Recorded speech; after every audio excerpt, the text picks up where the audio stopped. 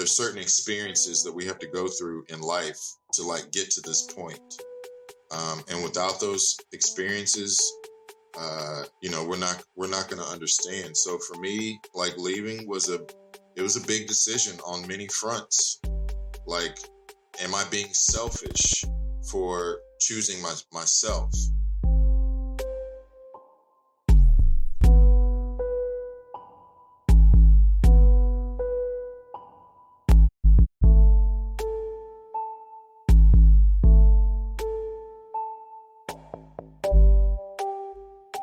Hello and welcome to Authentic on Air with Bruce Alexander. I'm your host, Bruce Alexander.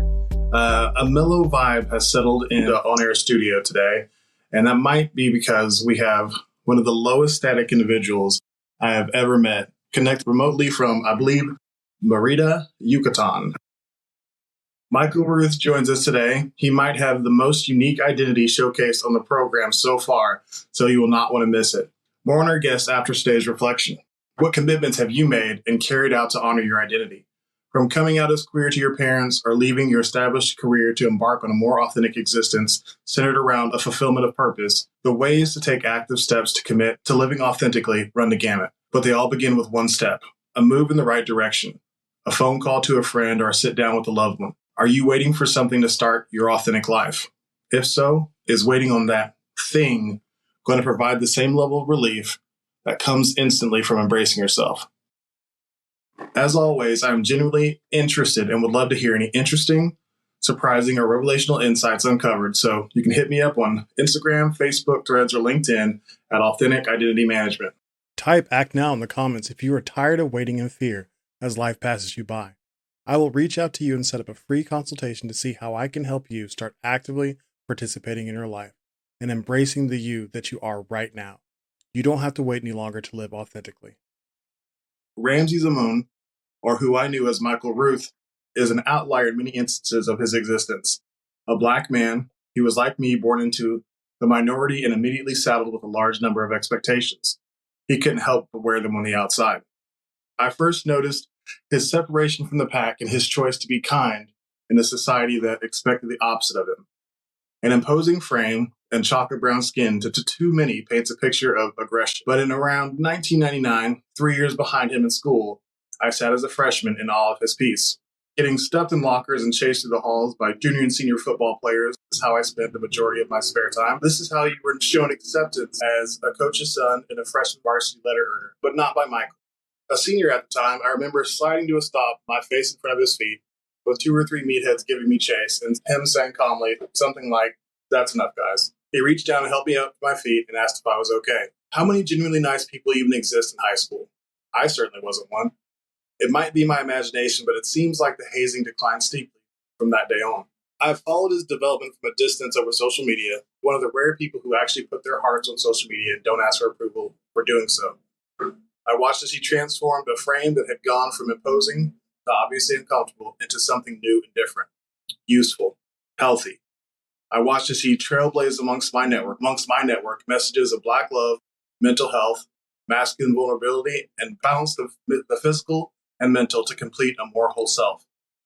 I learned how to get where I am today in part by watching specifically Michael be unafraid or brave enough in his fear to share parts of himself that informed my model of authenticity. Thank you for being there then, and thank you for being here now. Welcome to the show, Ramses Amun. Correct. Thank you for such a wonderful intro. We're just going right into it. I didn't know. I wasn't expecting that. But well, I like to start that way. I like to kind of give people an insight into how they've affected me whenever they have, because it's important to recognize those people on your journey, I think. It's very important, and it's like the story you told about me in high school. It's so funny how our memories are different, because like I barely remember anything from those years. Like I was really struggling during those years as well. But I guess when your spirit, like I remember when people were nice to me in those instances. So I guess those times stand out. So just thank you so much for inviting me on your platform and allowing me to use my voice, and thank you for using your voice as well, providing this space. I appreciate that. So, in no means disrespect, but just in the way my brain works, in order to change identification of my mental Rolodex, I need to hear it explicitly from you. Is Ramses how you prefer to be called, like at all times now? Ramses, yes, and that came about, like most people from my past know me as Michael. The new people in my life around the world like know me as Ramses, and that came about.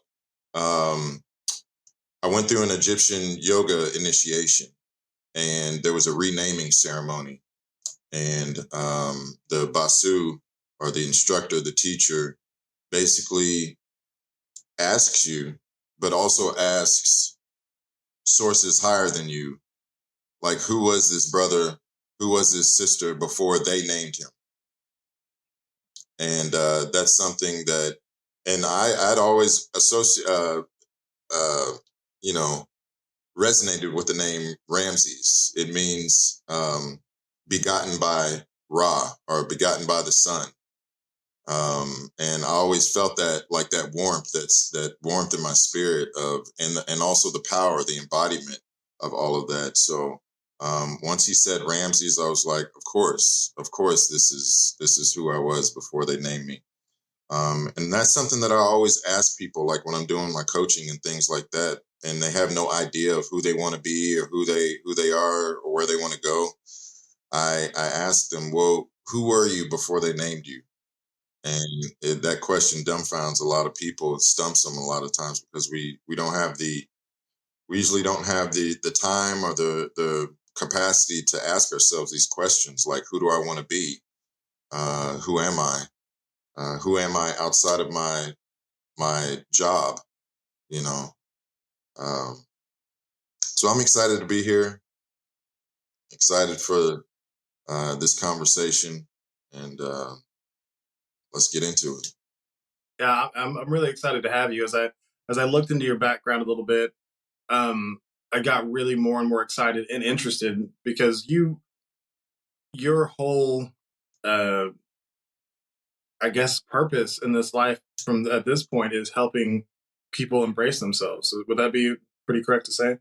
Yeah, absolutely. Just helping people see their highest self, um, helping people to step into the best of who they are, using my life as a living example of what, like, freedom, liberation, peace, balance, uh, being in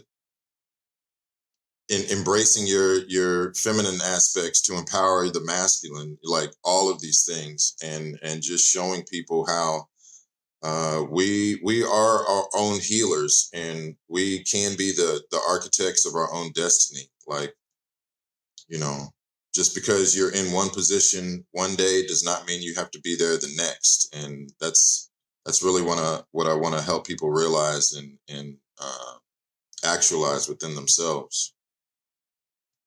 Well, you've definitely been a person who's acted that out as well in your own life. Let's go back to um, after high school. Mm. How do you feel like you lost yourself to a degree, and what did you do to get it back? I completely lost myself.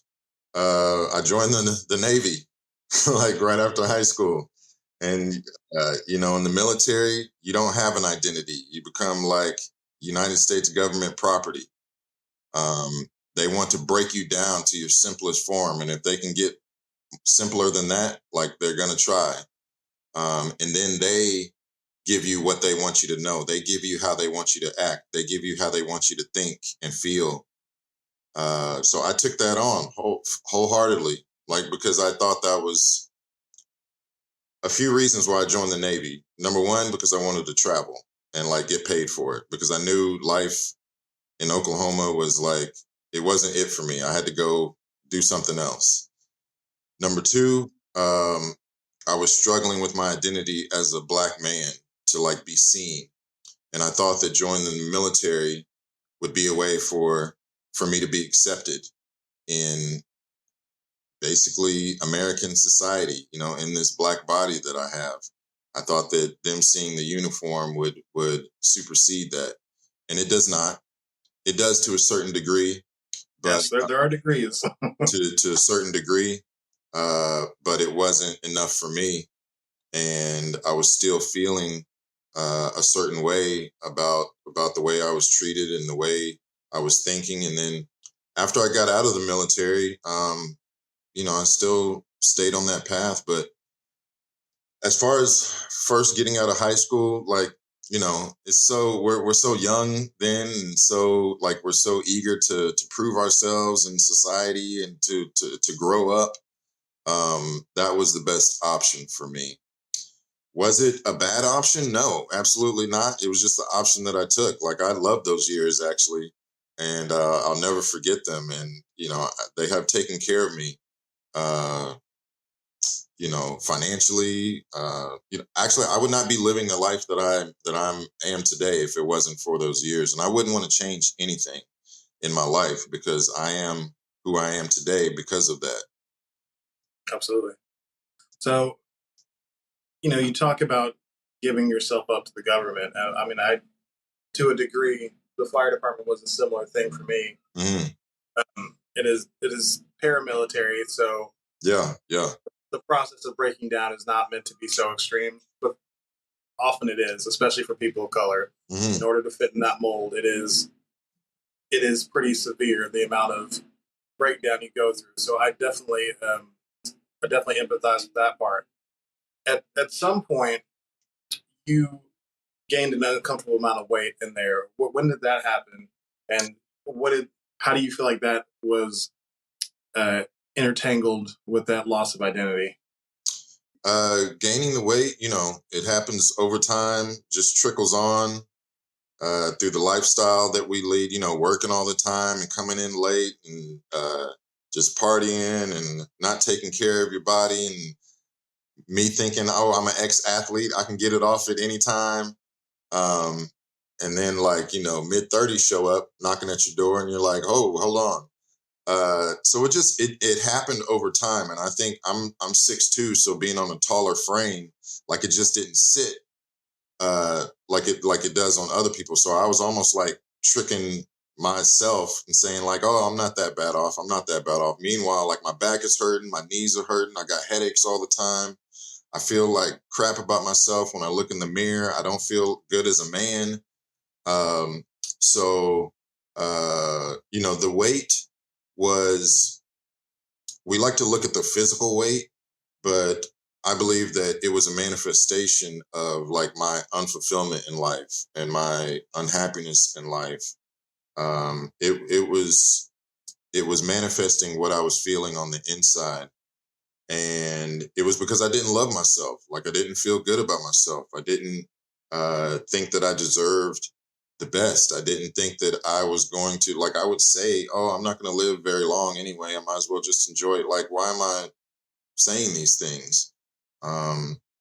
It was a way for me to cope with the pain, with the hurt, with the, just the discomfort that I was feeling in life.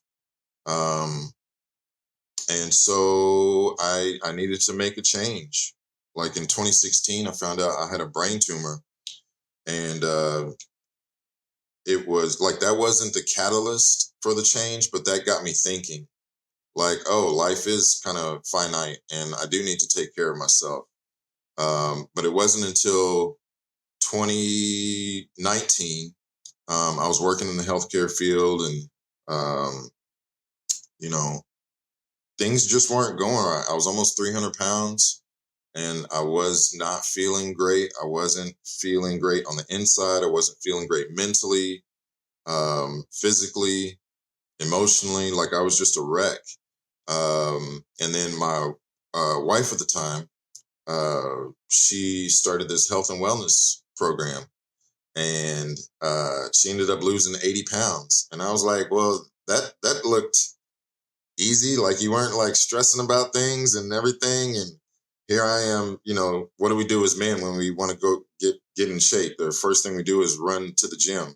No matter what shape we're in or anything. And that's what I did. And I ended up tearing my bicep, being almost 300 pounds, not being in the gym for a long time. And so that gave me a little pause.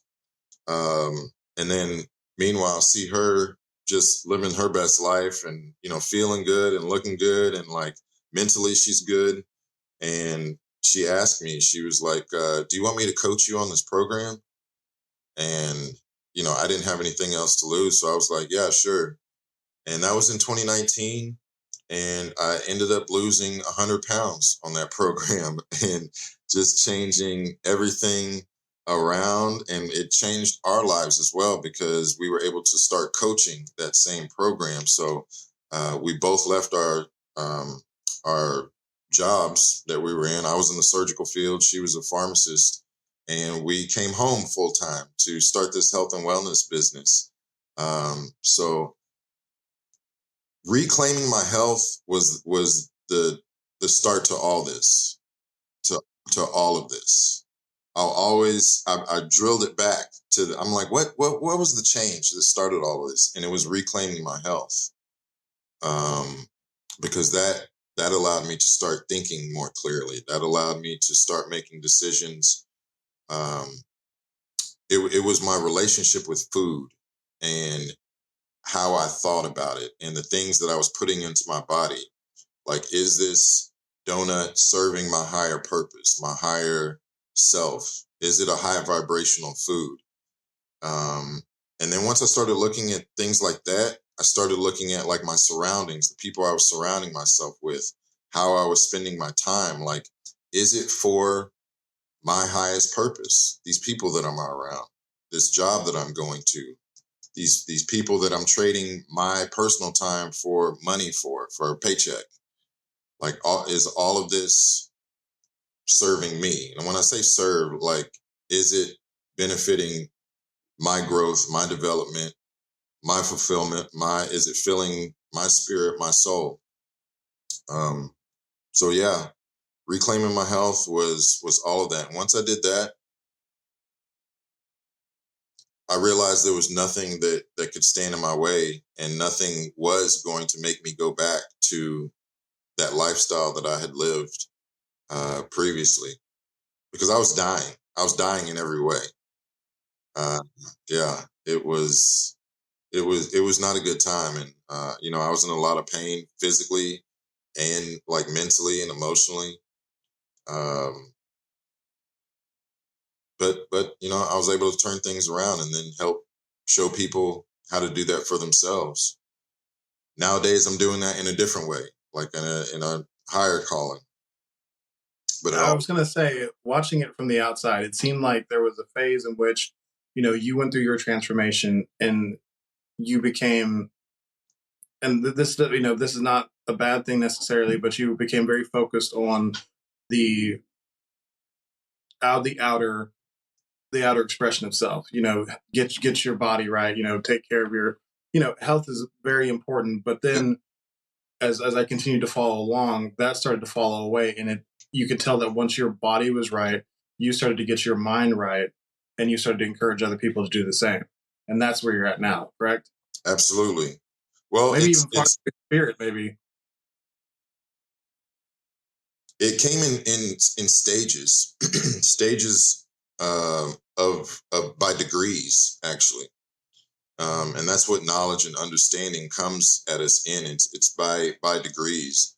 And once I started, for me, it was like the physical, because that's what we see. That's what we're programmed to just think on, like just the physical.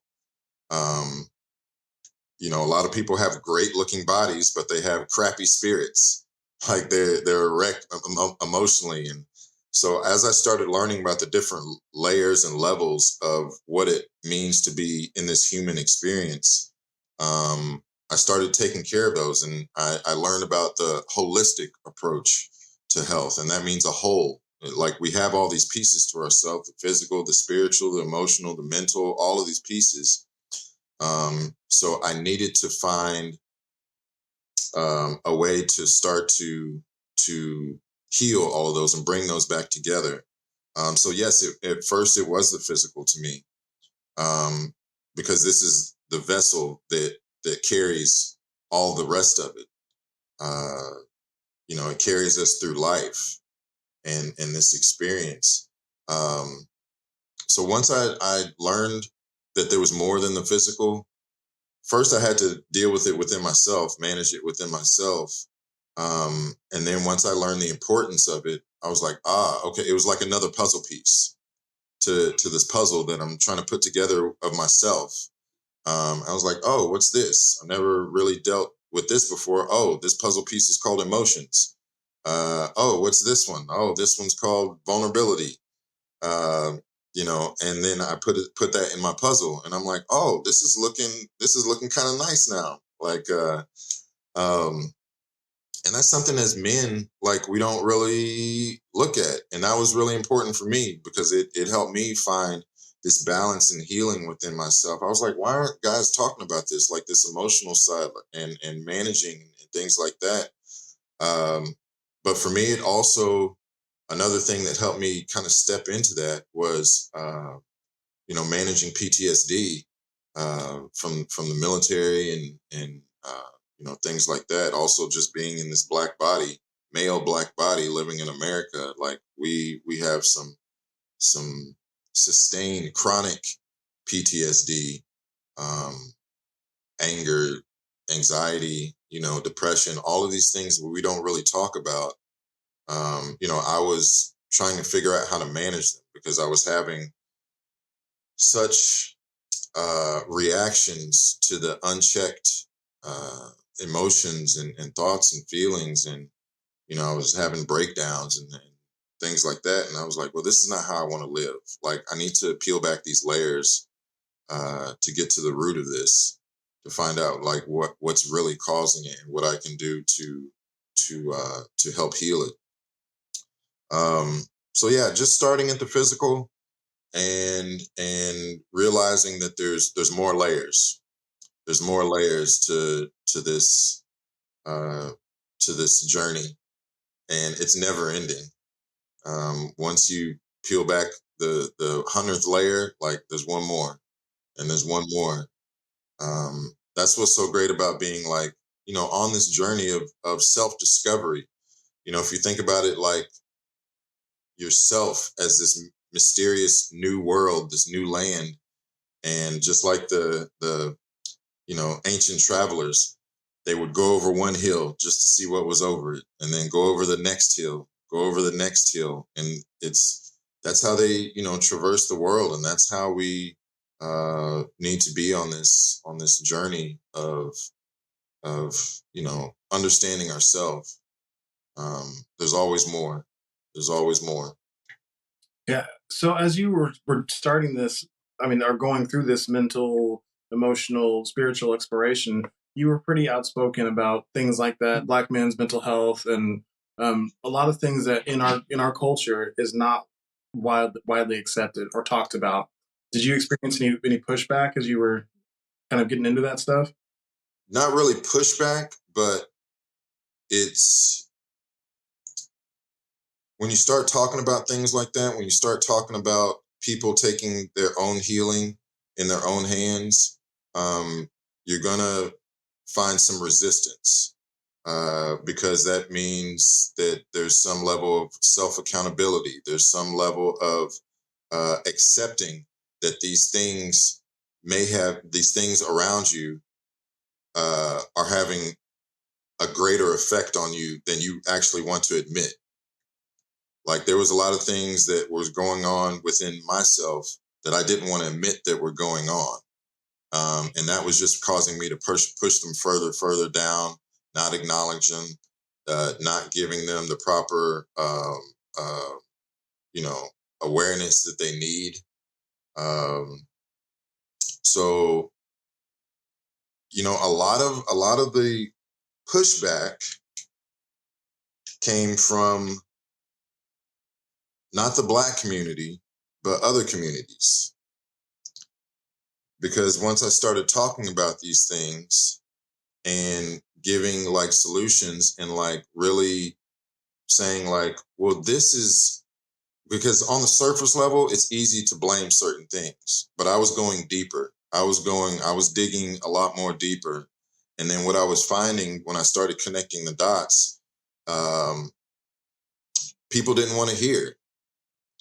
Um, and so when us as Black men, Black women, just Black community in general, start to talk about what we can do for our own healing and how certain systems, certain mindsets, certain things that have been passed down to us over the generations, um, may have caused in our own like bondage and enslavement, not physical, but mental, spiritual, emotional, and sometimes physical. Like this, some of the things we do to our bodies can become like a prison for ourselves. But once I started doing that, I realized that number one, I was stepping a little bit more into that Ramses phase and less into the Michael. People really liked Michael. Like he was easy to get along with. He was the yes man. He would always say yes to overtime. He would be laughing. He would be joking.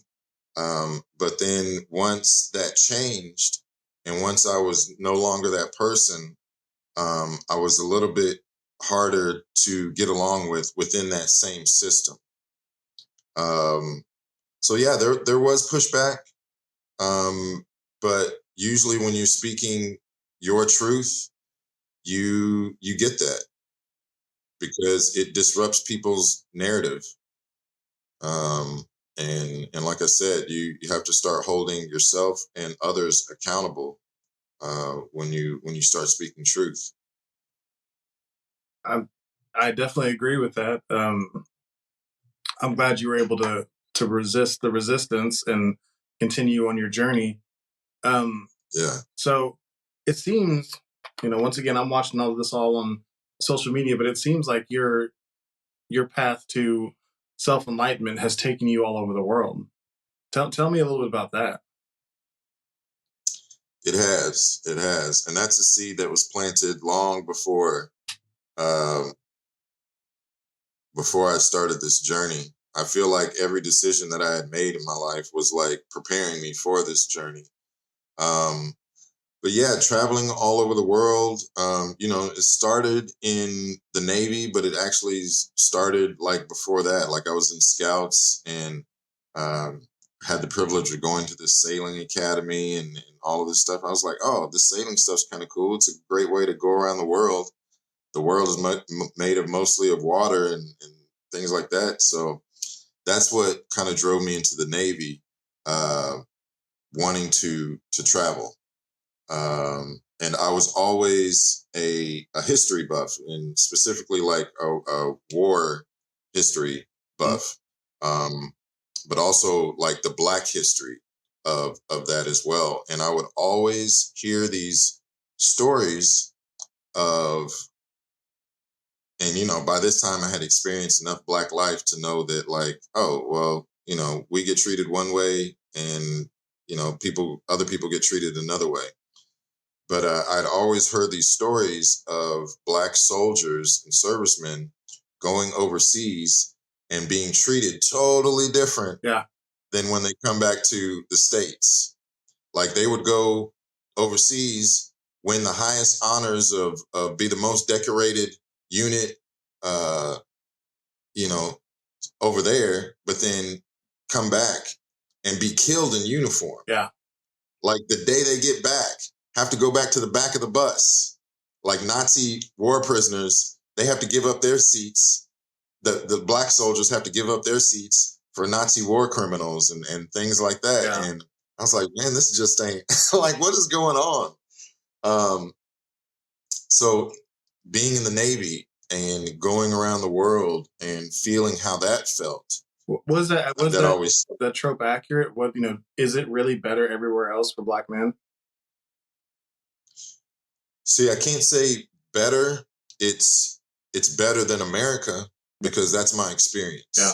Every place has their own, like there's an anti-Blackness mindset globally.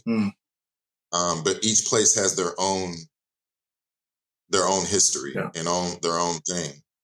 Like, just being here in Mexico, the police come fully equipped with clips. Like they are out here ready to do business, like fully automatic weapons and everything. And they're just like walking down the street, walking on the beach. And at first I was wondering how I was going to deal with this anxiety, because just me and police and being in this body, because in America, if I see a police, an officer, it's like my heart starts automatically doing something else. Yeah. And that's that thing that we hold on to that we really don't acknowledge, like how this has affected our psyche and our body and everything. So, I see a policeman down here and they're like handing me water. They're like, it's hot out here. Like, here's some water. And I realized, and I did a self-check afterwards. I was like, how do I feel in my body? How do I feel in my spirit? How do I feel in my mind? And I was completely fine. And I was like, okay, well, why is this? And I came to the conclusion, I don't have a history of being hunted for hundreds of years here in Mexico. Right. I don't have a history of being hunted, other places in the world. My body remembers that. That's been passed down for safety reasons, to keep us alive. And it is different. It is different. Like, Blackness is seen in different ways around the world. I've been places where I've been treated like royalty. I've been places where, people think I'm some kind of famous actor or something like that. And they're like, follow me.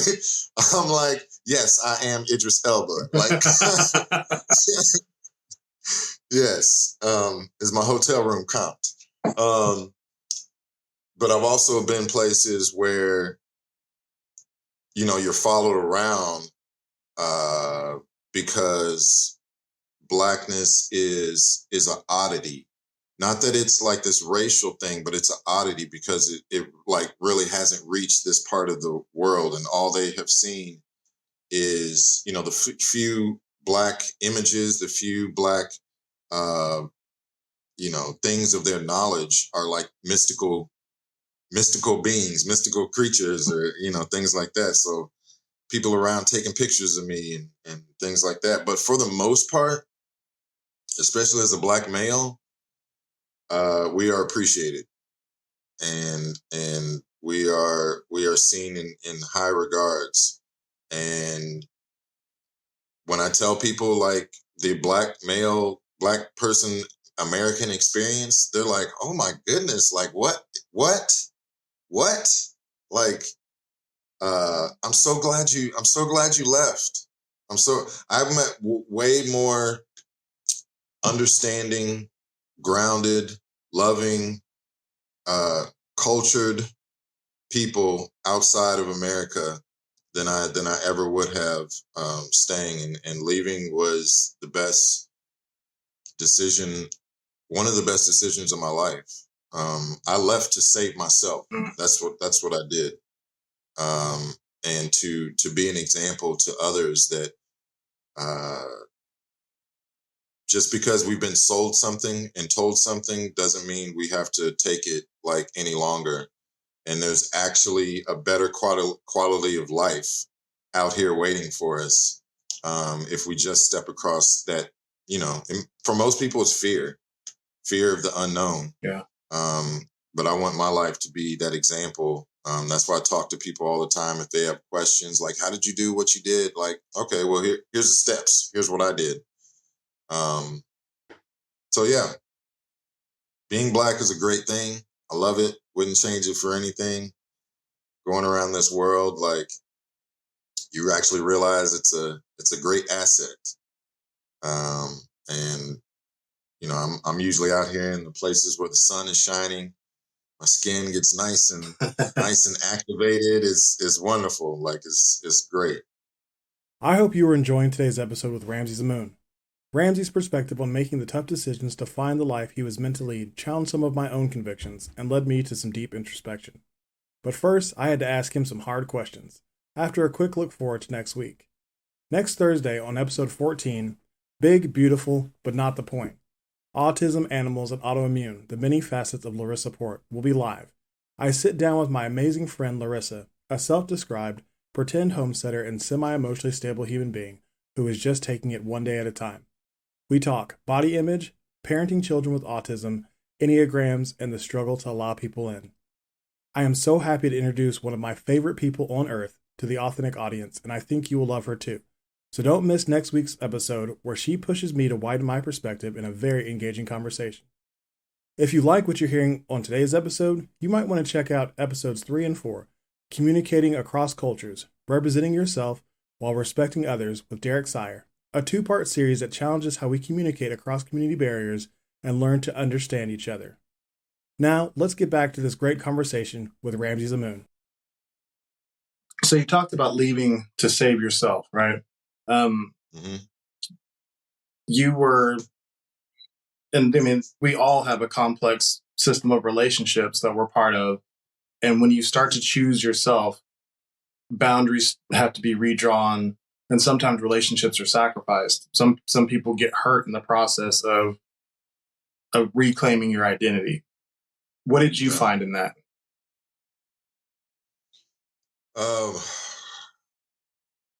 Well, I found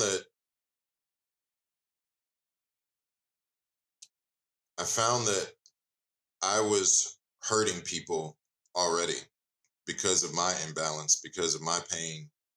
I had been hurting people for a long time, just leaving a trail of hurt in my wake. And, that's something that I had to come to terms with and figure out, like, what am I going to do to fix this? So yeah, like, I'll give an example. So I was still working in the surgical field at the hospital during this whole transition, during the major part of the transition, like my health and wellness part. And, when I was close to 300 pounds, like I said, I was at laughing, joking, say yes to everything, eat everything in the break room, make unhealthy choices, all types of things. But once I started saying yes to me, little by little, like, people were looking at me kind of sideways and like, well, he's not acting like he used to. He's not saying yes to overtime and coming into work in the snow, like putting his safety in jeopardy. He's not talking about things. He's not joking around about nonsense like he used to. He's actually using his voice now. He's speaking, but he's speaking on different things. And this version of myself started making people feel uncomfortable because I can no longer be controlled. I can no longer be manipulated. I can no longer, I was no longer of use to that system. And,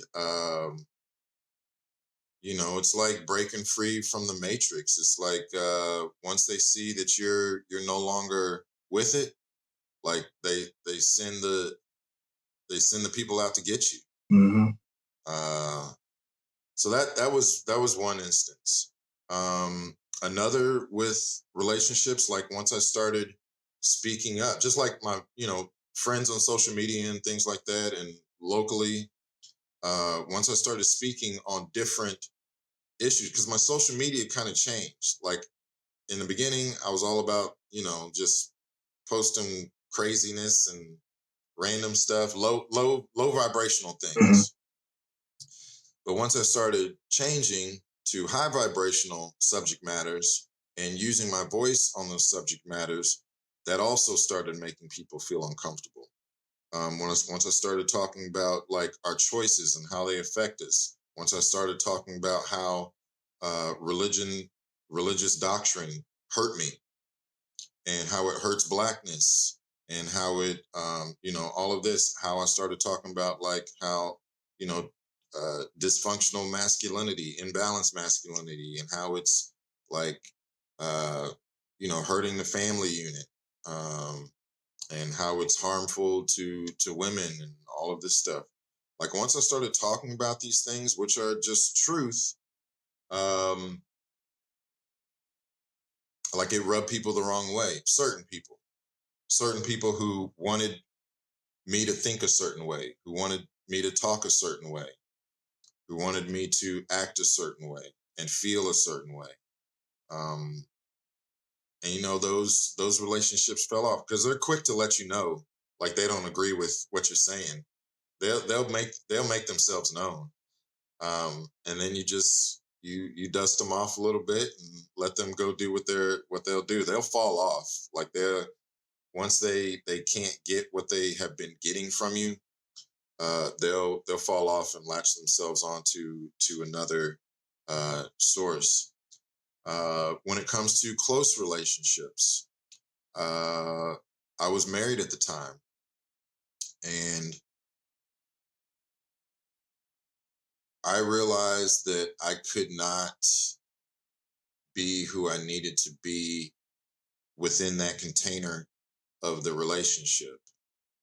The journey that I needed to go on to like basically find myself, I couldn't do that being attached to somebody in like this conventional marriage box. Um, and we both came to the understanding. It was hard because we go through the natural progressions of a relationship, and then like separating and divorcing and things like all that stuff is hard because the emotions are still there. But knowing that what you're doing is going to lead you to your best self, it's going to lead you to actually being fulfilled. And like with most things, once you step across that fear into what your heart and spirit truly feels like you should be doing and the direction you should be going, you can take that deep breath and you realize that you had been holding your breath for like a long time. um and once I got past that, um I realized that I needed to like be free to explore like who I am, who I want to be, the type of relationships that I want to cultivate. And now, yeah, it was a sad time, but we realized it was the best for both of us. Um, and and it's been wonderful, like learning more about each other and stepping into our true authentic selves and our true paths that we have. Did you have any children together? No, we had a blended family. She had a daughter, and I have a daughter. That's another thing with kids leaving, because they're not going to understand why. Right. I know if I was a kid and my dad came up to me and was like, "Hey, I got to go on this journey. I'm leaving the country." I'm like, "What the hell are you talking about?" Like he's like, "I got to go find myself." I'm like, "What are you? You're sitting right here talking to me. I found you. You don't have to go anywhere." Yeah. Like we're not going to understand that because there's certain experiences that we have to go through in life to like get to this point. And without those experiences, we're not going to understand. So for me, like leaving was a big decision on many fronts. Like, am I being selfish for choosing myself? Am I going to hurt my daughter by like leaving in the long run? And all of these things, it's part of the journey of understanding that and also trusting in the unknown, trusting that your guides, your inner wisdom, your inner guidance system is leading you down the right path, and that in the future these seeds that you have planted, like they'll finally see once they're old enough to recognize like the choices and decisions that you had to make for yourself. And I hope that I'm an example. So when my daughter gets old enough to choose herself, she'll look back and be like, oh, that's what dad was talking about. That's why he chose to do what he did. Um, I see it all the time, and people think about their loved ones that they leave behind and things like that. I'm like, they'll be fine. You choose you, because you can't be any good to them. That's another reason why I left. Like, I wasn't treating the people who I wanted in my life the way they should have been treated. Mm. And if I would have stayed, which would have been easy, like I could have kept up the narrative and things like that, but it wasn't healthy. I knew I had to go. I knew I had to go. So yeah, it was a difficult decision, but I stick by it. I'm glad I did it. Like, did it come with challenges? Absolutely. But was it the right choice? Absolutely. When you sit down to that conversation with your daughter, letting her know that, you're leaving, what goals and objectives do you lay out for her? And how old is she at this time? And what plan do you lay out for her as to how long you'll be gone, what the plan is? Like, how much stability and certainty are you able to offer a child at that point? Well, she's 16 now. This was almost 3 years ago. Mm-hmm.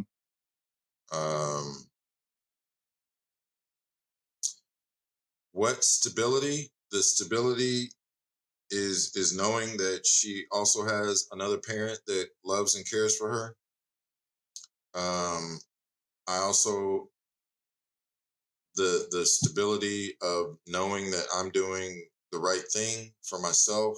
And if you're doing the right thing for yourself, for like your truest self, it's going to be the right thing for the all, for the greatest good. And I had to, not saying there weren't nights when I was like crying myself to sleep because I'm missing everything.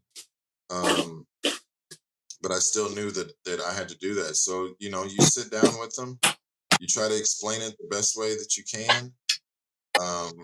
Really, you're not speaking to that physical. You're speaking to their spirit. You're speaking to their soul, and connecting with that version of them. The plan for me, like I don't plan on moving back to the States. Oh, wow. Because that would be like getting off the plantation and then for a few years and then moving back. To me, that's how I see it. That's I'm not disagreeing with you. It's just that's a big commitment. It is a big commitment, but it's an easy decision. Once you get out and see, once you leave the eye of the storm and you see the craziness that's actually going on, that we have normalized, like we've normalized school shootings, like it's just a thing now. Yeah, we've normalized people being unhealthy and living off of non-food. We've normalized being worn out and angry and tired and depressed. We've normalized taking pills for everything. We've normalized overworking ourselves.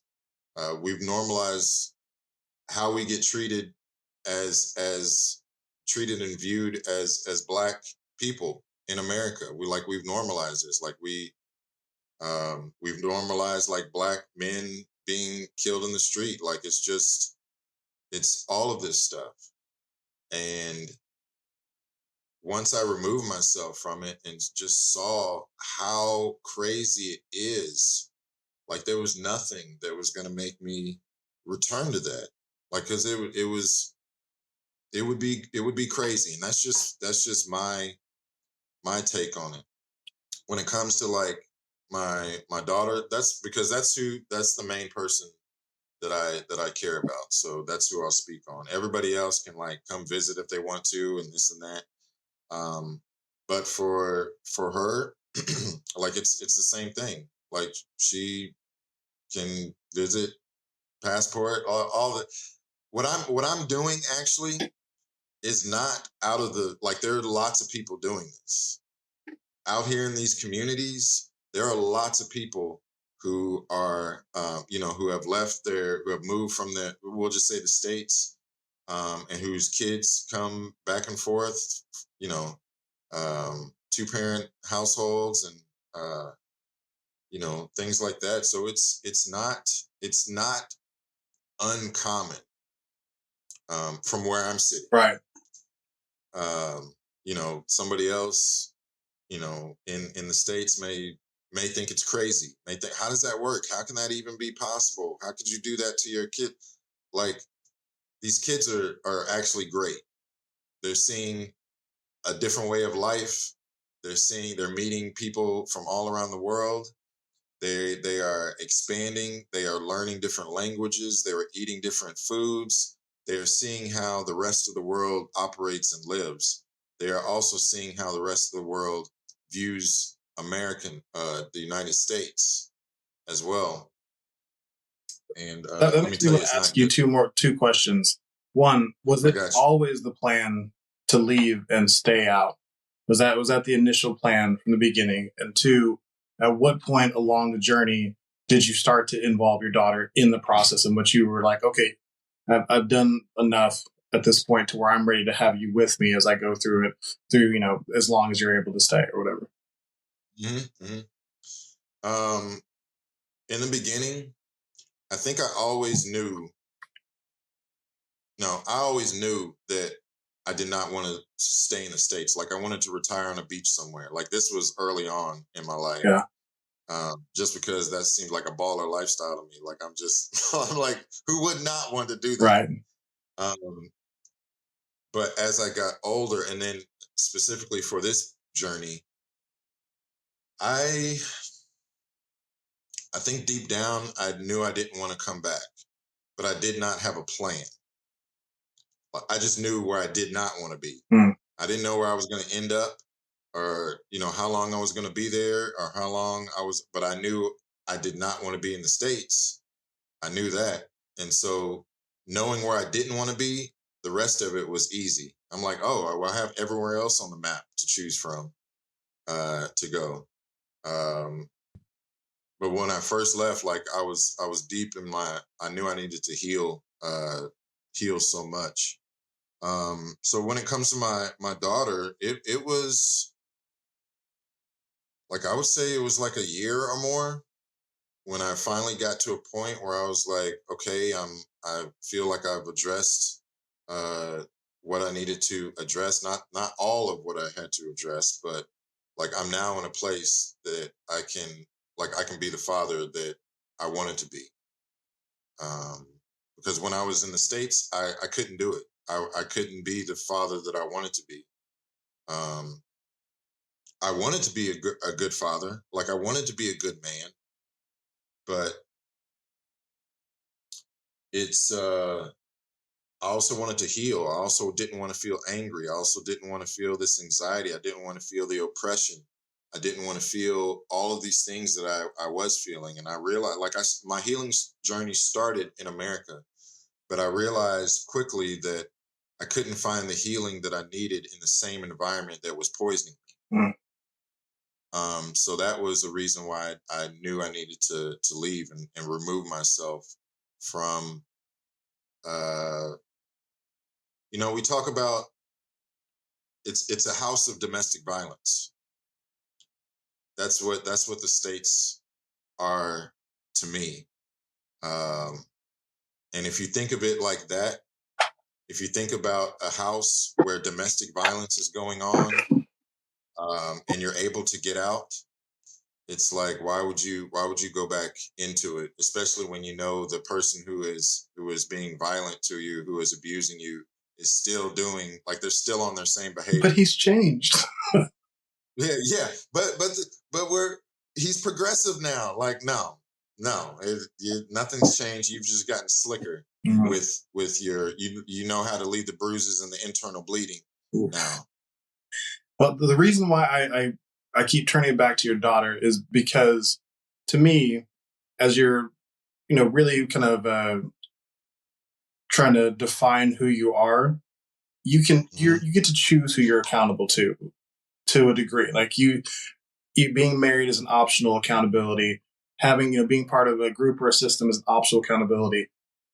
But when you have a child, I believe you have a responsibility to be accountable to that person. That one's not optional because they had no choice but to come into this world by your doing. So that's why I keep coming back to that, is because I'm just curious how you navigated that, because it is such a big life change, both for you and for your child. And then what you're saying about how it is now, that they are getting a more a better worldview. They're not just seeing America from inside, which I think is actually very important. I traveled a good amount in my teenage years, and I think it helped me a lot with my ability to separate from the ethnocentrism. And I think that spending a lot of time outside the country is great. But in that first period, I'm just curious as to how accountable you felt toward your daughter, even though you did, you had to choose yourself. Like, were you still clear to where she understood what was happening? I was as clear as I could be speaking to a young kid. Like they aren't going to understand. All they're going to see is dad's leaving. Like that's what they're going to see. I explained, but now as she's gotten older, like she's understanding more. And that's what I had to trust in. Like she's understanding. So in the beginning, it was rough. It was rough. It was so hard. One of the hardest decisions that I've ever made. Like, how could I do this to my daughter? How could I, like, abandon her, quote unquote, abandon her? And I heard this because I got people in my ears saying all this. People who are afraid of taking those steps outside of what they've been told or shown, like what this life is supposed to be about. To this day, I have people like, how could you do that to because they can't think outside of that box that they have. So it was, it was rough, especially in the very beginning. And but the more and more that I experienced outside of, and the more that I saw and connected with people who had made the same decision that I had made, and saw that their kids were great, their kids were in a better position, their kids were more cultured, their kids, understood. And there's some kids out here that fly back and forth a lot, for several different reasons. But for me, yeah, it was tough. And once I got to that point where I realized that, okay, like now I can open my doors, I can open my heart and my spirit, and reconnect, like in the ways that I wanted to, because I am better, I am healed, I am more balanced, I am of a more solid foundation. So like all of that needed to happen. It needed to happen. If I would have not made the choices that I had made, I would have destroyed everything to the point where it wouldn't have been salvageable or been able to be reconnected or healed or put back together or anything like that. So like when you make those decisions, there's a natural process of like emotions and thoughts and all of that stuff that we go through because we're human. But it's learning how to look beyond that, how to not let the raw emotions take over like your mind and your logical, like spiritual thinking and decision making. Because when we do that, it's easy to look on the surface and say, "Oh, Ramses just abandoned his family. Oh, look at like he's a deadbeat dad. He's this, he's that." But for people who get it and who understand, or who at least want to take the time to try to understand, like, hey, why did you? How did you? You know, come to this conclusion? I just want to get a better understanding of it. I don't really understand because it would seem hard for me to do that. But once I sit down with them, not everybody gets it, but those who are willing to listen, like it, you know, it broadens their ability to see the vision, the whole vision. Yeah. Well, I'm going to shift a little bit. Black men don't do yoga. How often have you heard that? How much time you got? No, so many, and several different,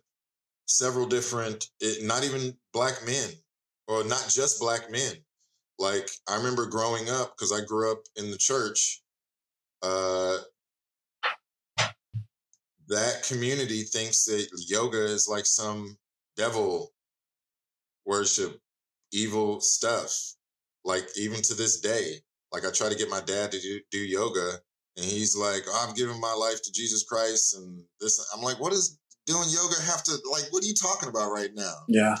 Like, but coming back to just like the Black men doing yoga, yes, I've heard that so many times. I've heard that it's only for white people. I've heard it's only for white skinny women. I've heard that you know I'm I'm I'm gay because I do yoga. Like, all of this stuff is out of conditioned fear. Yeah. All of these things that where I've heard and things like that. But those who have stepped across that fear, this is a reoccurring theme. Those who have stepped across that fear and gone to a yoga class, or done yoga in the park, or just done yoga with themselves, they know. Like, they know, and yoga has saved every aspect of my life: physically, emotionally, spiritually, financially, all the leads. Yeah, it has saved everything. It has allowed me to reconnect with the ancestor within myself.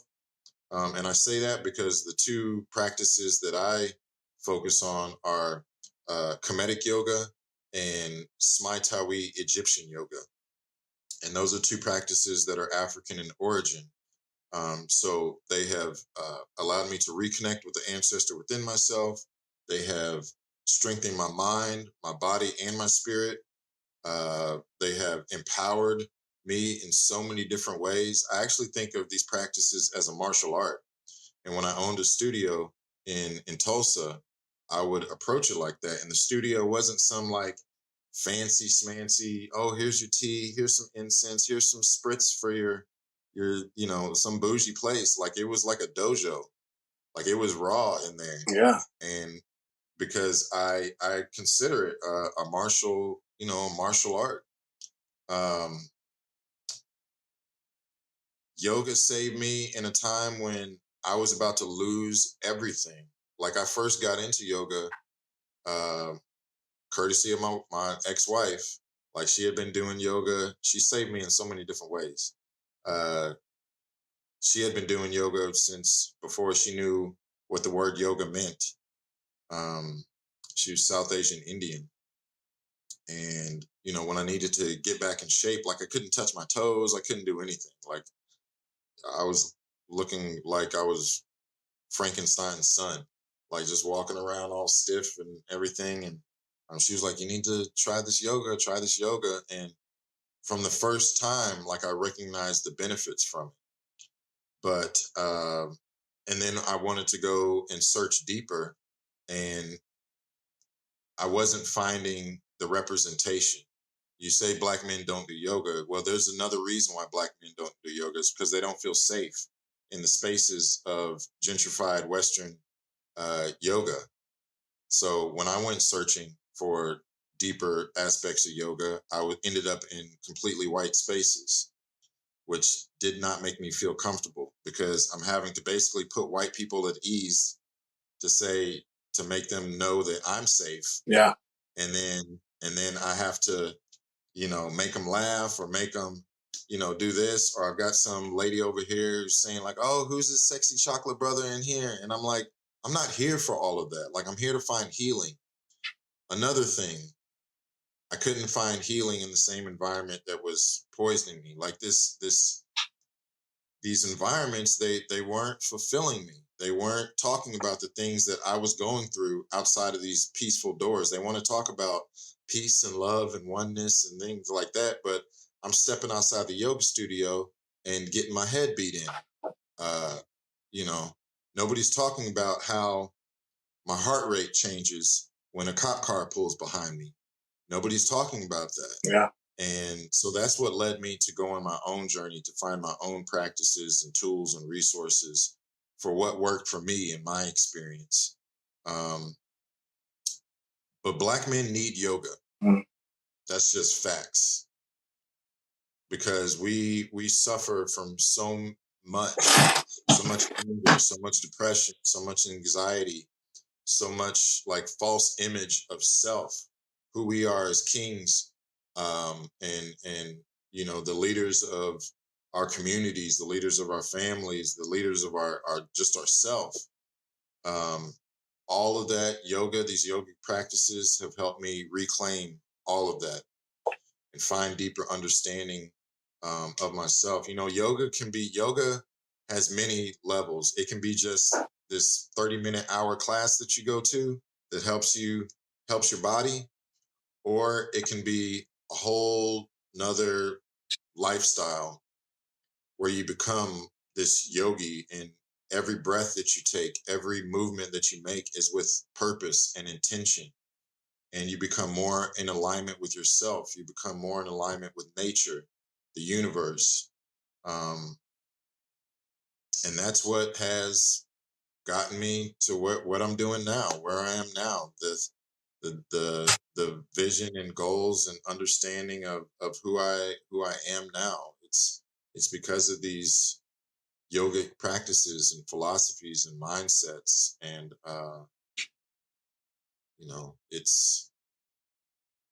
that's what I've given my life to. Yeah. Is being this example of how, I just met this family the other day. I was out eating, this Black family here, beautiful family. And the father was like, within like 10 minutes, 5-10 minutes in the conversation, he was like, I could tell that you're different just by your demeanor, just by the peace that I can see is on the inside coming out, the balance that you have, not like physical balance, but like balance of self. And he was like, whatever you're doing, like, I want it. And he signed up for some of my classes. But I see this all the time, Black men saying, oh, I don't want to do yoga. I've never done yoga, this or that. It's for women. I'm like, brother, we need it more than anybody. Like, just come. And, I've tailored my classes to speak to who I needed to speak to, who I wanted to speak to most. And, I'll tell any and everybody, especially in our community, I'm like, get into this yoga. And, it's not what you learn on the way down. It's what you learn on the way up from these poses. The journey is in the poses that we're connecting with. It's in the breath. We're healing ourselves from the inside out, healing our minds, healing our bodies, healing our spirits. And, from some of the things that we've been through in this life, like, we all need that. But specifically, Black men. We do have a shared cultural trauma by being American Black men that is kind of uncommon in most cultures, and yoga is definitely a path to healing for that. So I definitely appreciate what you're saying there. What you just spoke to kind of it raised several different questions in my head that I can't figure out which path to go down. So I'll give you a couple options, and you can just kind of latch onto what intrigues you. I didn't know about Egyptian yoga. From what I understood, yoga was something that came from poses that were part of Hinduism that were then that had been appropriated as a popular take on it into Western culture. Is that it's been appropriated to the SoCal Calabasas white women doing that's kind of the thing yoga is. Kind of one thing would be to explain the nuance between Egyptian and the more present traditional yoga, I guess. Absolutely. So yoga in all its forms was practiced in Africa for thousands of years before it had reached any other place. We know the Egyptian civilization, and we're finding more and more evidence that it's much, much older than we've been told. And that's a whole there's layers to all of that. It's taking. I said anti-blackness was a global thing. Like they're trying to take the blackness out of the Egyptian stories and things like that. And anytime a black figure is put in Egyptian garbs, like somebody's got to say something about it. So yeah, yoga was practiced for 4, 5, 6,000 years in an area what's now called Egypt, but before that it was called Kemet, and Kemet is basically means the land of black, the black land, and it was called this for thousands of years. Egypt is actually the Greek name. Kemet is what they call it, Kim or Kemet. And so when you hear like Kemetic this or Kemetic yoga, this is what they're talking about. Same land, just it was taken over by the Egyptians, and then the Egyptian, land. People conquer different lands and they bring in different civilizations, and then the old goes out. But this is the same thing that happened with Egypt or Kemet. The Greeks took over from either the Persians or Macedonians or Assyrians. Like all of these people had ties to Egypt. But at the last point, the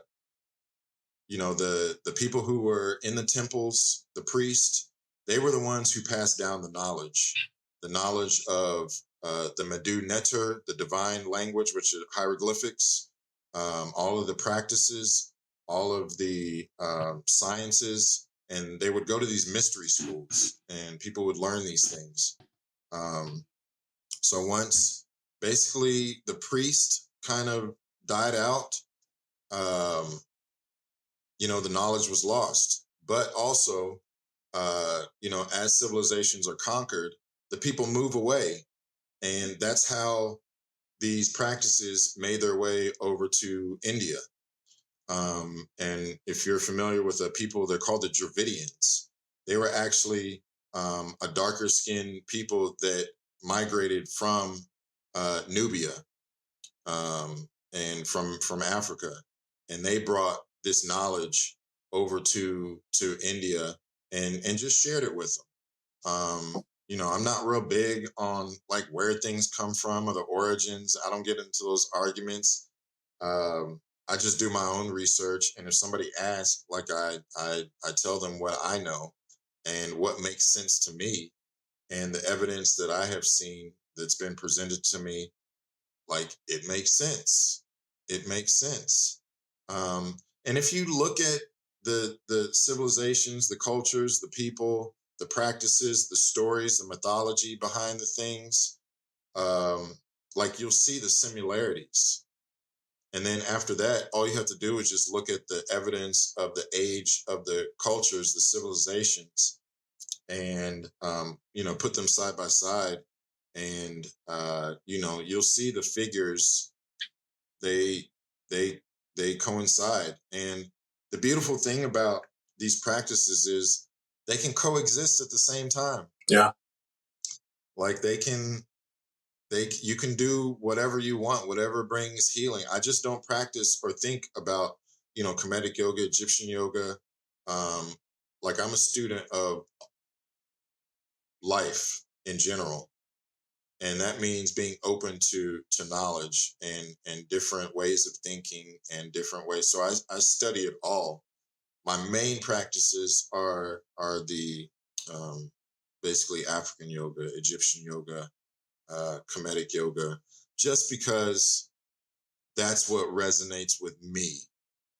Like, in this body, in this life that I'm living, that is what empowers me. I tried the other forms of yoga. Like, I've tried a lot, but nothing spoke to me like these practices speak to me. And I hear people in our community say the same things over and over and over again. The first time I did the practices, like, I started crying because it felt like the ancestors basically giving me a hug and saying, like, it's gonna be all right. Like, you're home now. And so now this other journey can begin. But the practices, they're old. The philosophy, it's old, and I'm of the belief that we are to move forward, to truly move forward. We have to look back. We have to look at what was before. We have to look at the ancients. We have to look at the ancient practices, the ancient philosophies, because we're on pace now as a society to basically out advance, like, the use of being human. Like, we got all this AI and this and that, and like I'm ready for Skynet to uplink itself. Right. Like, I'm watching old Terminator movies. I'm like, how do I beat this? How do I beat this guy? Because those civilizations lasted for thousands of years. They were balanced. They were of a matriarchal system. Like, the feminine was in the forefront. And then again, I just look at the evidence of where we have taken ourselves in, like, this male-dominated society. It's men who start wars. It's men who pollute rivers. It's men who make women feel unsafe. Like, it's all of this stuff, and like, we're hurting as a society because of, and it's men who can also change that, who can turn it around, who can step into healing themselves, who can step into being a more balanced individual, who can step into vulnerability. Like, we have the power to change all of that. And so another reason why I'm out here doing what I'm doing is just trying to be that example. I don't think there's any doubt in my mind that you are a true appreciator and practicer of the functional, what did you call it? Functional development. Now, in your bio, you kind of categorized all these arts in one way that really I thought was really poignant. But some people say that learning yoga and it not being germane to your culture is appropriative. How would you argue against that? It can be appropriative. It's all about how you use these beautiful ancient tools and resources. If you're just doing it to show up to class so you can wear your Lululemon, if you're just using it as a social event, if you're, doing this, doing that, if you're trying to make like this financial gain off of it, if you're not, so I'll take Kemetic yoga and Egyptian yoga for an example. Let me see if I can read something here. So these practices, and at first I really struggled with this because I was like, these are African practices for Black people, by like FUBU. Mm-hmm. Like this is for us, by us, right? like, and that's it. But I realized that I was closing myself off. I was isolating myself to other people who were in search of truth. And that's what these practices are about. It's about finding truth and balance. And this is a universal concept. This is not for certain people of skin color. This is for people who want knowledge and true knowledge of self and want to be in alignment with the world around them, who want to be living in joy, who want to be fulfilled, who want to feel like they have purpose, who want to, find healing. So, like, these practices are open to all who believe in peace, nonviolence, and spiritual emancipation, regardless of sect, sex, race, or creed. And I truly believe that now. Once I made that switch, like it changed everything. I realized that I was actually still hanging on to like some seeds of anger, and by putting myself in certain, by minimizing my reach, and that wasn't fair to myself. That wasn't doing justice to the true aspects of the practice.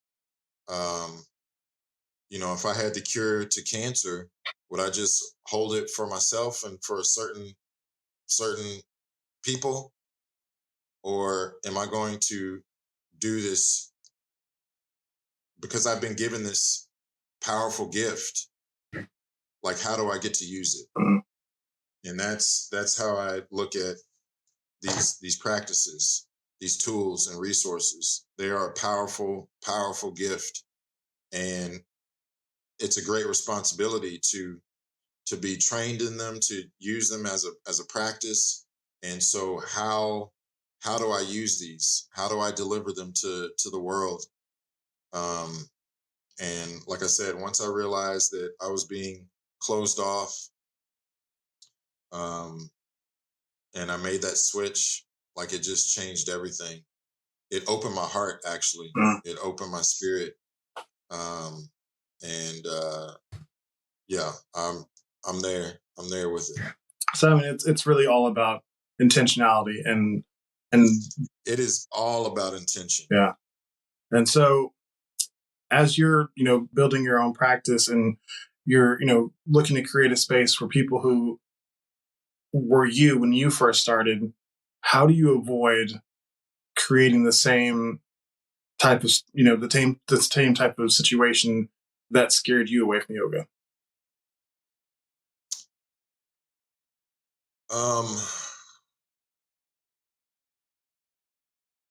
I always intentionally make a space that's open to everyone, open and welcoming to any and everybody. I also do know how important it is for our Black community to have spaces of their own for their own healing as well. So I hold spaces for that as well, because there are some things that, like, we need to talk about that we can't talk about in the presence of everybody. Right. We shouldn't have to talk about it in the presence of everybody because it's based on our experience, and we need to feel safe using our voice and talking about things, or to let go of some certain things. There have been times when, I'm lying around with my eyes closed in Savasana, in the past, in certain situations. I didn't feel safe, like, around these certain people with my eyes closed and things like that. Or or I didn't feel safe to completely be vulnerable and to let go. But then I get around a bunch of brothers, and where I'm able to tap into that lived experience, that universal lived like Black experience. So I can say certain things that I know they're going to resonate with. I can, have my voice in a certain way that I know they're going to resonate with. I can talk about certain experiences that I know that they are going to resonate with. Like I hold a class that's just for Black healing, just for that. And like specific, it's a meditation class. And it's specifically for our Black experience walking through this life. And how we've had to make ourselves small, and how we've had to hold our breath, and how we don't know like who we truly are. And it helps to reconcile all of that and walks us through that. Like I can't do that class with everybody in there. That's a specific place just for us.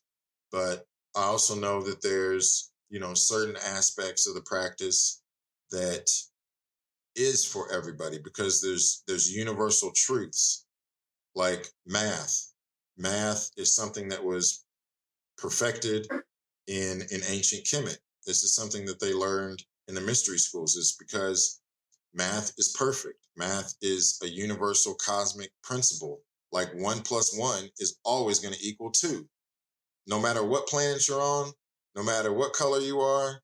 And that's what I give of my practice. I give the 1 + 1s to people who can take those universal truths, and it's gonna better your existence no matter where you go, because it's gonna plant a seed of truth within you that is gonna grow if you want it to. And most people most people that I talk to are open, because to even like get to hear my voice, like of the vibration that it's at, like you have to be at a certain level. Yeah. Because it's not, certain ears aren't going to hear it. Mm-hmm. So if you're at the point where you're like, what he's saying is kind of interesting, like I can plant that seed, and it's gonna do something. So I think I've got a pretty good analogy for what you've been talking about. Your practice is kind of like a support group that can go anywhere from, supporting general trauma, which is for everybody, to victims of sexual assault, which you're not going to want people who look like the most common abuser in that class with the people who are trying to heal. And so you try to make spaces for that as well. So I think that's a really special thing. And I think that helps my understanding of what you're doing. And I think it's amazing. Yeah, absolutely. Yeah. Thank you. Man, I'm gonna try to start wrapping this up, because we've been going for almost an hour and a half, and I mean, I still have a ton of questions, so I could go for a long time, but I want to respect your time and also my audience's time and not talk their ear off for 3 hours. Yeah. Usually I ask this at the beginning, but having a better understanding of you, how do you define authenticity? I define authenticity by living your truth, whatever that is, and letting go of the need of approval from outside entities, outside sources, and also a truth that does not come at the expense of others' peace and safety. Because there's a whole lot of people out there living their truths, and like they're just talking nonsense, and they're talking down to people, and they're making people feel marginalized, Yeah. or oppressing others. Like slave masters were living their truth when they were shipping us across, like that was their truth. Yeah. But it was coming at the expense of us. So a truth that is for the betterment and the expansion of the universe. Like it's going to heal people. It's going to help people. It's going to build people up. You being your authentic self is going to inspire people. You living your authentic self is going to uh, bring people joy and fulfillment. It's going to make them think about their own journeys and their own paths. You living your authentic self, like you're not going to have to explain it to people. They're going to be able to see it in the way that you live. And that's where, like, my life, how I said, I want it to be a living example. I want it to be a living example of what being authentic is, what living in truth is, what freedom and liberation is, all of that. So yeah, living authentically, it can mean a lot of things for a lot of people, but for me it's like being this empowered sovereign nation of peace and of joy, of health, of wellness, of being balanced, of being in control of self, all of that. And like hanging out at the beach. Can you think of a time whenever being authentic has burned you? Never. Wow. I kind of asked that as a trick question because I love to hear the different ways in which people answer it, and a lot of people end up saying something like, "Well, yeah, it actually turned out to be a good thing," but I was like, "Well, so it didn't actually burn you." But I challenge people with that question because when you are your best, like when you are the best version of yourself that you can produce, I can't think of a time in which it's gonna not serve you in the long run. Absolutely. Living our true self, living authentically, living in truth is always going to be the best. It may not be the best for everyone. Actually, no, it is the best for everyone around you. It's the best for yourself. And at the time, they may not realize it's the best for them because they have to deal with their own things. But me living a non-authentic life only enables like the chaos around me, Mm-hmm. whatever that may be. Whether it's the way that people interact with me, whether it's the attitudes that they bring to me that I allow to happen, um, it's just like your parents say, it's always better to tell the truth. Yeah. It's like, and it's always better to live your truth. It may seem difficult in the time of when things occurring in the present, but in the future and also in the past, like it's going to heal. It's going to reconnect all those severed through lines to make you like this whole being once again. And that's that's the purpose of this whole journey of life, is just to reconnect all of those severed parts of ourselves to make ourselves this whole being again. It's beautiful. Absolutely beautiful. If people want to find out more about Ramses Amun, where should they go to find out more about you? Well, they can find me on Instagram, just Ramses .Amun, or just Ramses Amun, and I'm always on there. They can reach out, and you know, I do a lot of work out here. People think I'm not doing much, but I teach yoga. I do mindset mentoring. I on podcasts.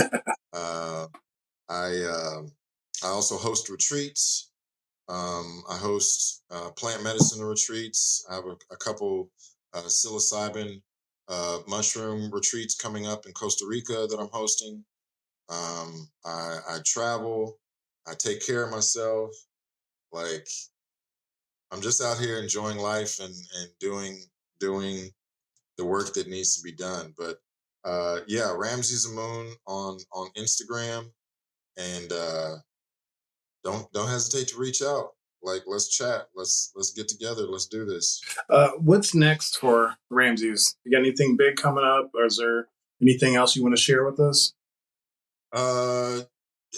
Big, like, to me, it's all big. Like I said, I have a retreat in Costa Rica that I'm hosting in November, and then I have another one in Costa Rica in January. And in between that, I actually will be coming to the States in October. Okay. Yeah, I'm working with a client one-on-one for the month of October. And I always said that I would go back for certain things, and it would have to be very intentional work. Yeah. And this is one of those instances. Like, I'm not going to be around, going to this place or going to that place. I'm working with this person one-on-one out on their property. Like, um, it's very, professional business. And then after that, I'll be heading to Costa Rica. But I'm always in something, creating something, looking for the next, not even looking. Like, because I'm walking in alignment with my true path and my true purpose, like, that which is in alignment with me comes to me. Mm-hmm. Like, no longer do I have to grasp for this, for that. I just live and stay in alignment, and those things reach out to me. So you're not coming back to Mexico anytime in the foreseeable future? Yeah, I'll always come back to Mexico. So Mexico's your home base? See, that's a trick question. Because wherever I am is my home base. Mm-hmm. I love Mexico. I spend most of my time here because it's several reasons. Like, it's safe, it's affordable, like, the people are lovely, and specifically Merida, because it's been voted one of the safest, like, top 3 safest cities in all of the Americas, North and South, Central, all that stuff, for like the past decade. Wow. Yeah, it's clean, it's affordable. There's tons of families, like Black families moving here, all types of families moving here. The Mayan culture, the food, the people, like, I feel great here. So yeah, I'll always come back to Mexico. I don't know if it'll be Merida or what, because I also like travel around. Like, I go to, Oaxaca and stay for a month or two, or go to Playa del Carmen and stay for a month or two. I'm just trying to understand how you do something like, teacher practice whenever you are starting over in a new place all the time. If you're, moving all the time, I mean, maybe it's just because you are lined up with your, in alignment with your path, that the people just show up where you end up. But I mean, what does that look like? Well, there are communities to tap into all around. Mm-hmm. And so I'll tap into the community. So, like, Costa Rica, for example, that was the first place that I went to when I left the States.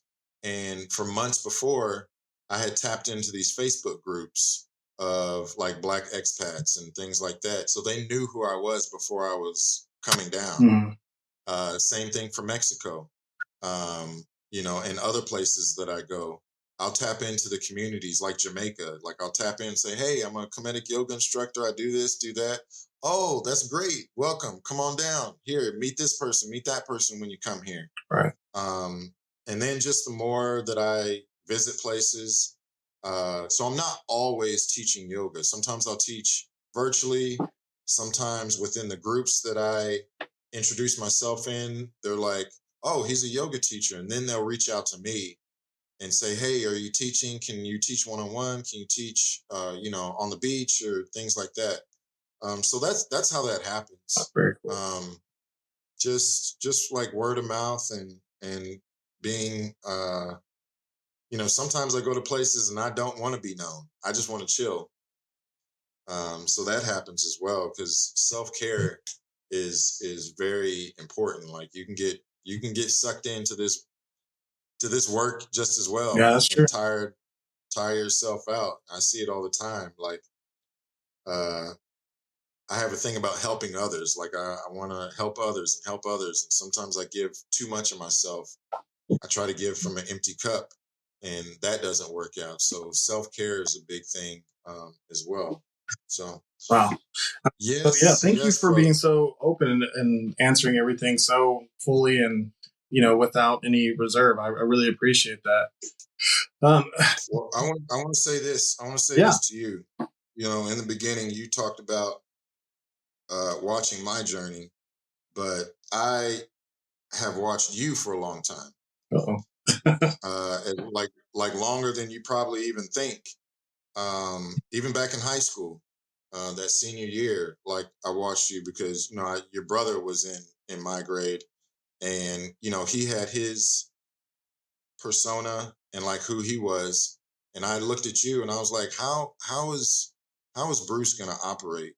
Like, who is Bruce gonna be? Is he gonna be the little brother, or is he gonna be, because like even at that young age, I was thinking about these things. I was like studying people and things like that.